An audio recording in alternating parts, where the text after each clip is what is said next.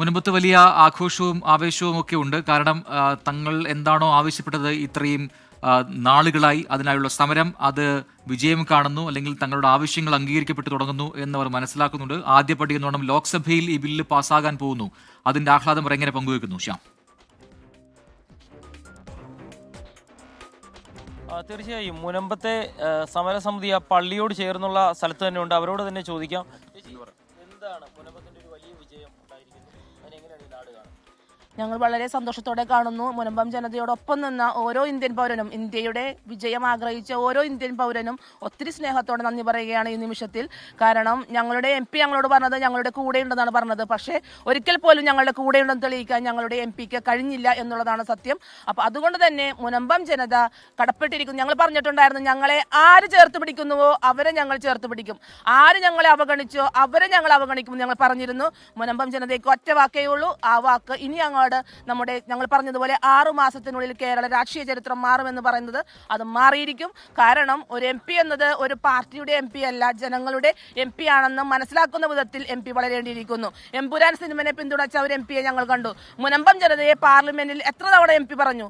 ഒരു തവണ പോലും പറഞ്ഞിട്ടില്ല. പാർലമെന്റിൽ ഞങ്ങളുടെ MP പറഞ്ഞിട്ടില്ല. എമ്പുരാൻ സിനിമയെ പിന്തുണച്ച MP-യാണ് ഞങ്ങൾക്കുള്ളത്. അതുകൊണ്ട് തന്നെ ഞങ്ങളുടെ MP-യിലുള്ള വിശ്വാസം ഞങ്ങൾക്ക് നഷ്ടപ്പെട്ടിരിക്കുന്നു. ഇന്ന് മുനമ്പം ജനതയുടെ വിജയത്തിന് കാരണം, ഭാരതത്തിന്റെ വിജയത്തിന് കാരണം BJP സർക്കാരാണെന്ന് എവിടെയും ഞങ്ങൾ പറയും. ഈ മുനമ്പം ജനതയുടെ ഒരു വിജയം തന്നെ വർഷങ്ങളായി കാത്തിരുന്ന, അല്ലെങ്കിൽ ഈ സമരം തുടങ്ങിയപ്പോൾ മുതൽ ആവശ്യങ്ങളായിരുന്നു ഉന്നയിച്ചത്. ആ ആവശ്യങ്ങളെല്ലാം അംഗീകരിക്കപ്പെട്ടു എന്ന് വരുന്നുണ്ട്. തീർച്ചയായിട്ടും ഞങ്ങൾ എന്താണ് ആഗ്രഹിച്ചത് അതാണ് ഇപ്പം നടന്നിരിക്കുന്നത്. കാരണം ഇങ്ങനെ ഒരു നിയമം ഇല്ലായിരുന്നു വെച്ചെങ്കിൽ ഞങ്ങളുടെ സ്ഥിതിയൊന്നും നിങ്ങൾ ആലോചിച്ച് നോക്കുക. ഞങ്ങൾ എവിടെ കിടക്കേണ്ട ആൾക്കാരാണ്. ഞങ്ങൾ തെറ്റ് ചെയ്തിട്ടുണ്ടെങ്കിൽ ഞങ്ങളെ ഇറക്കി വിട്ടോട്ടെ. ഇത് ഒരു തെറ്റും ചെയ്യാത്ത ഒരു സുപ്രഭാതത്തിൽ ഈ കരയുമായിട്ട് യാതൊരു ബന്ധമില്ലാത്ത ഒരുത്തം വന്നിട്ട് പറയുന്നത് എൻ്റെ വീടാണെന്ന് പറഞ്ഞു കഴിഞ്ഞാൽ അങ്ങനെയുള്ള നിയമങ്ങൾ കളയാൻ വേണ്ടിയാണ് ഇന്ന് പാർലമെന്റിൽ ഇങ്ങനെ ഒരു നിയമം പാസ്സായത്. ഈ നിങ്ങളുടെ ജനപ്രതിനിധി ഉൾപ്പെടെയുള്ള ഈ സമയത്തും ഇവിടെ ഇല്ല എന്നുള്ള ഒരു പ്രതിഷേധം, അല്ലെങ്കിൽ സഭയിൽ നിങ്ങൾക്ക് വേണ്ടി സംസാരിച്ചില്ല എന്നൊരു പ്രതിഷേധം നിങ്ങൾക്കുണ്ടോ? തീർച്ചയായിട്ടും. അദ്ദേഹം എമ്പുരാന് കൊണ്ട് സംസാരിച്ച ഒരു വ്യക്തിയാണ്. ഞങ്ങൾ തമ്പുരാനോട് സംസാരിച്ചു. അദ്ദേഹം എമ്പുരാനോട് സംസാരിച്ചപ്പോൾ ഞങ്ങൾ തമ്പുരാനോട് സംസാരിച്ചു. തമ്പുരാൻ ഞങ്ങളുടെ പ്രാർത്ഥന കേട്ട്.